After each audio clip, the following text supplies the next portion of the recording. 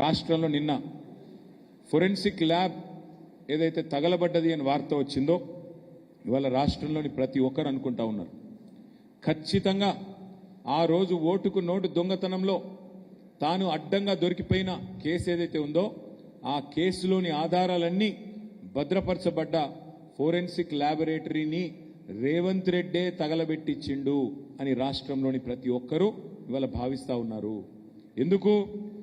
ఎందుకంటే ఒక నేరస్తుడే ఇవాళ ముఖ్యమంత్రి అయినాడు. మరి ఆ నేరస్తుడు సహజంగా ఆయననే హోంమంత్రి.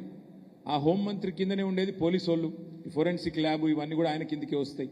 అందుకే ఏం చేసిండు, మరి తానే స్వయంగా కుట్రబన్ని మనందరం మున్సిపల్ ఎన్నికల్లో బిజీగా ఉన్నప్పుడు మరి అక్కడ ఇవాళ ఈ కుట్రకు పాల్పడి మొత్తానికి ఆధారాలన్నీ లేకుండా శాశ్వతంగా ఈ కేసులోంచి బయటపడేందుకు ఒక పన్నాగం బనినట్టుగా మేమందరం కూడా అనుమానిస్తూ ఉన్నాం.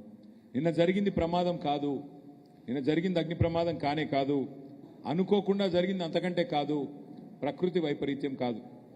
ఆ మధ్యకాలంలో అల్లు అర్జున్ గారిది ఒక సినిమా వచ్చింది జులాయి అని. ఆ సినిమాలో బ్రహ్మానందం గారు ఉంటారు. ఆయన దొంగ పాత్ర అనలా. ఆయనకు ఒక డైలాగ్ ఉంటుంది, ఏమంటే బ్రహ్మానందం గారు అలా దొంగతనం చేస్తాడు కానీ 10 నిమిషాలనే దొరికిపోతాడు. రేవంత్ రెడ్డి కూడా అంతే, ఈయన కూడా దొంగనే కానీ 10 నిమిషాల్లో దొరికిపోతాడు.